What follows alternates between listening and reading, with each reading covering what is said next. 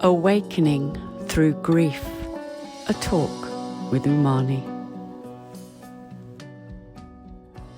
There's something very special about grief, I would even say sacred, about the invitation of grief. And of course, I've had personal experience with this, having lost Robert, my husband, and then also more recently, my dad. Both experiences were very unique in the wild journey that unfolded, the process of deepening and opening and cracking and breaking that happened for the human in the human experience. I've also opened me up to a depth of love that I didn't realize was there before. And it opened me up to other types of grief, also to acknowledge other types of grief. Not that I didn't know those other types before, but to deeply acknowledge the grief, for example, of what is happening in the world.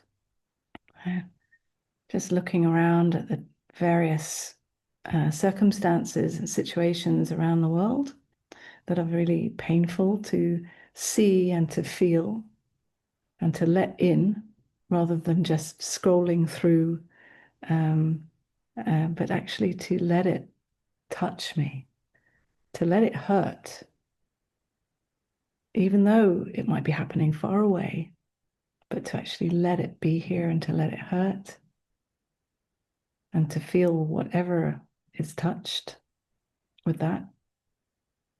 And the same with what is happening in nature. And it's, again, painful to feel, to just feel it and to let it break my heart open.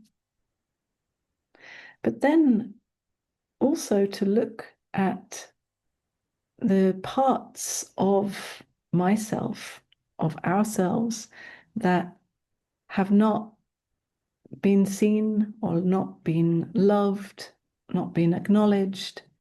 There's a grief in that. Parts of ourselves that we have dismissed, disowned, avoided. Perhaps they've been too frightening, too overwhelming, too painful, too much, too joyful even. And we've pushed them aside. And there's heartbreak in that, in feeling that we haven't loved all of ourselves. And then also in expectations, longings that we might have had for more, for a life lived with more love, more passion, more aliveness, more fulfillment, perhaps more connection. There's grief in loneliness. And then there's all the old wounds and traumas that we've experienced, perhaps, but also that are come through our family line, that gets passed on. And all of this, we can, again, just easily dismiss and say, yeah, I'm just getting on with my life now. But what if we do soften and let it in? And I'm not talking about making it into a big drama or adding a story to it, but to just acknowledge it and let it in and feel it.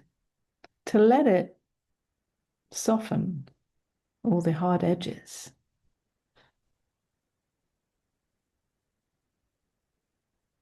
And with that, there is a not knowing what to do with it.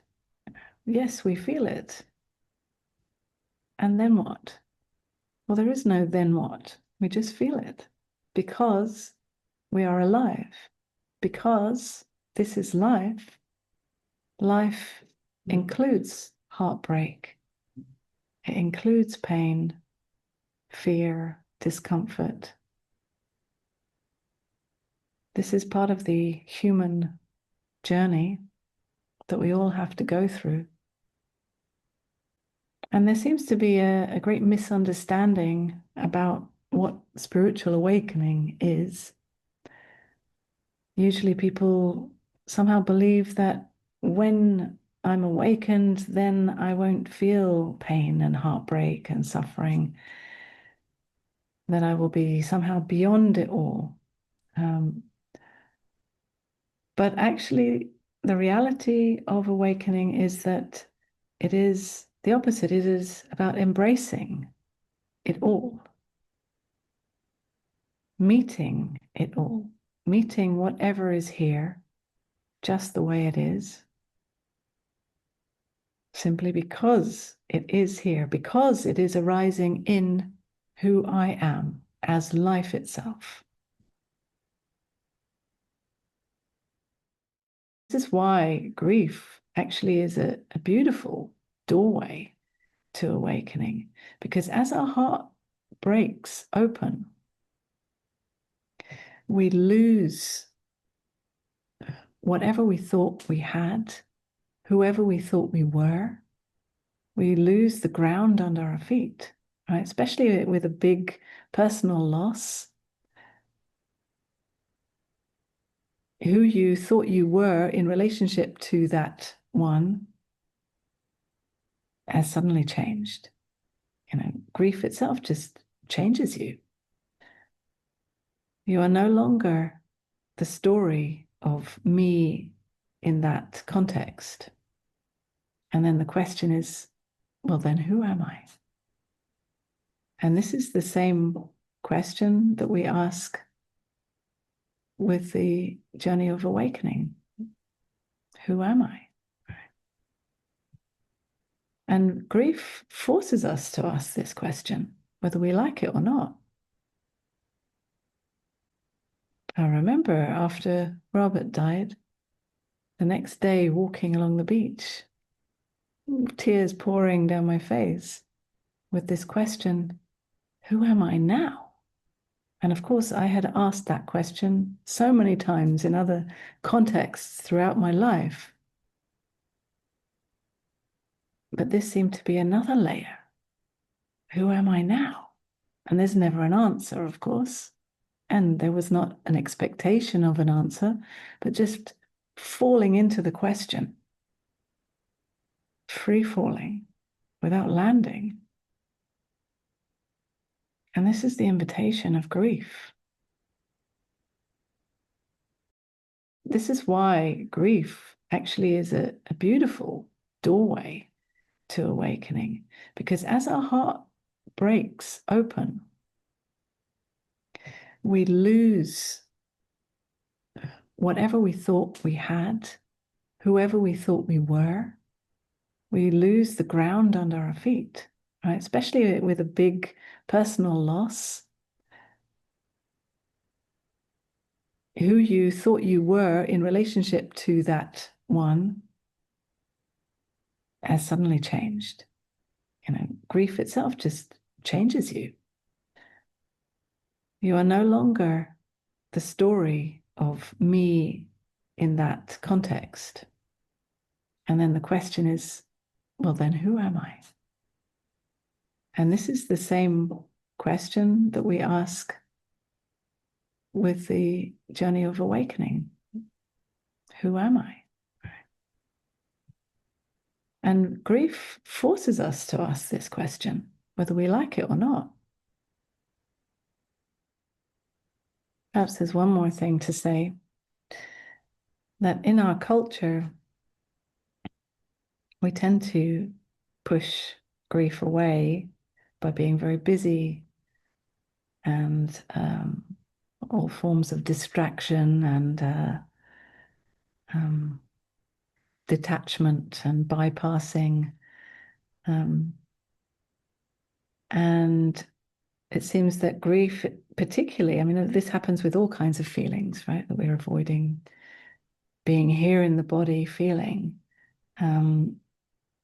But in particular with grief, the outward expression or being witnessed in our pain, which is so important when we're going through a heavy grief or any kind of grief, to be allowed or to be welcomed in our expression of it, for it to be okay to not only have tears pouring down our face when we meet someone or in a space together, but also other forms of expression of grief, because grief can come up in all kinds of expressions, right?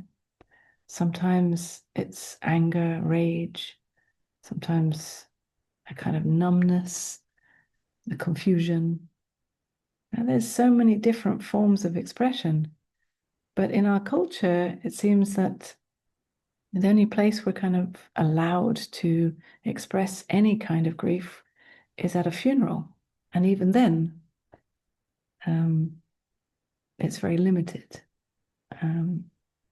And funerals in some countries, even at a funeral, it's very weird to be crying too loudly. Maybe one or two tears is allowed, but that's about it. But as much as is socially acceptable. And so it seems that there is a need to normalize grief in our culture again. And not just grief, but to normalize feeling and being human, being a messy human, that it's okay. And it doesn't mean that there's something wrong with me that needs to be fixed, that I can be a mess. And especially in grief, I can be a big mess, absolutely broken down on my knees mess. And there's still no problem to be fixed. I don't need to be healed. I don't need to tidy it all up and put a plaster over my wound. I can just bleed. And that's what it is to be human, what it is to be alive. And in fact, when we know our true nature as that awareness of it all, then there's no problem with just bleeding, with feeling and expressing it all, because we know that it never touches who we really are as life itself.